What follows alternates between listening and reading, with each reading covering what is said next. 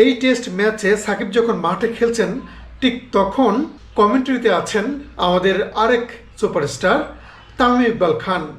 আজকে ম্যাচ শুরুর সময় তামিম ইকবাল একটি কথা বলেছেন, আপনারা জানেন যে সামাজিক মাধ্যমে তা ভাইরাল হয়েছে। সেই কথাটি হলো, আমি একটু পড়ে শোনাই যে তামিম ইকবাল খান কি বলেছেন সাকিবকে নিয়ে। সাকিবের প্রসঙ্গে বলতে গিয়ে তামিম ইকবাল বলেছেন, সাকিব শুধু গত 20 বছরের শীর্ষ 5 অলরাউন্ডারের একজন নয়, সে টেস্ট ক্রিকেটের ইতিহাসে সেরা 5 অলরাউন্ডারের মধ্যে একজন। বুঝতে পারছেন যে সাকিবের পাশে কিভাবে দাঁড়িয়েছে তামিম ইকবাল খান।